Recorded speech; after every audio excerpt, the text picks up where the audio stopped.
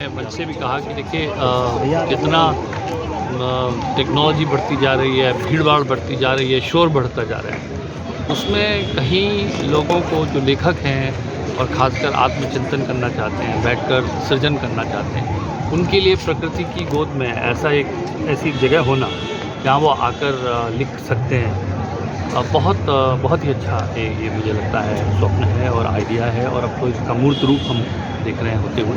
तो आदरणीय निशंक जी को बहुत बहुत इसके लिए बधाई है, उन्होंने ये शुरुआत की है और इसके बाद मुझे लगता है कि सबको इसमें रुचि लेनी चाहिए और कोशिश करनी चाहिए कि इसका भी उसी तरह से सदुपयोग भी हो।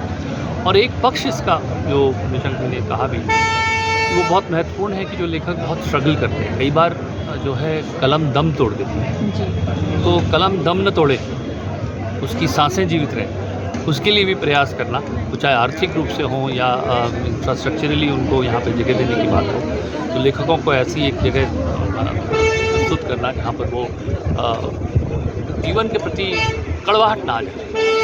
क्योंकि सभी लोग जानते हैं कि सफ़र की शुरुआत होती है तो बहुत सारे आदर्श होते हैं, बहुत सारे सपने होते हैं, और धीरे धीरे जीवन के सत्यों के साथ उस स्वप्न दम तोड़ रहे हैं। बहुत से लेखकों को जानता हूँ जो युवावस्था में बहुत अच्छा लिखते थे, लेकिन बाद में लिखना ही बंद कर दिया, क्योंकि जीवन की जो बोझ जो है वो उससे दब जाती है। तो उन सबको भी अगर यहाँ पर मिले, एक दिशा मिले तो बहुत अच्छा होगा। कहा कि आर्टिफिशियल इंटेलिजेंस के माध्यम से मैं तो उस व्यवसाय से जुड़ा हूँ, मैंने काफ़ी क्लोजली उसको देखा है कि और जो लोग आर्टिफिशियल इंटेलिजेंस का प्रयोग कर रहे हैं आज, तो वो आपको बता देंगे कि वो सबसे पहले तो क्रिएटिव चीज़ें भी कर रहा है, वो सृजनात्मकता कर रहा है। आप उससे कुछ भी लिखवा सकते हैं, कविता लिखवा सकते हैं, कहानी लिखवा सकते हैं। तो ऐसे में मानव की जो सृजनात्मक क्षमता है उसका क्या होगा?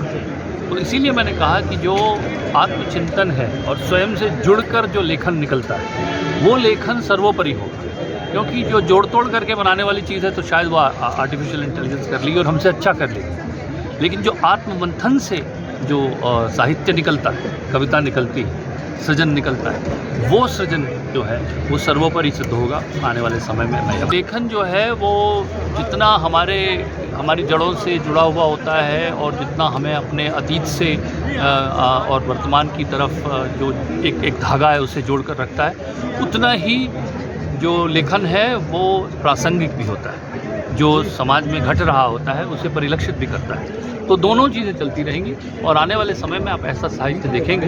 देखिए, साहित्य का रूप बदल सकता है। आप किस तरह से आप पुस्तकों को किस तरह से पढ़ते हैं? आप इलेक्ट्रॉनिकली पढ़ते हैं कि आप उनको सुनते हैं या उनका ऑडियो वर्जन सुनते हैं? मैं तो फिल्मों से जुड़ा हूँ। जब फिल्में आई थी तो किसने सोचा था कि वो जो साहित्यिक कहानियाँ हैं वो अब पर्दे पर हम देखेंगे।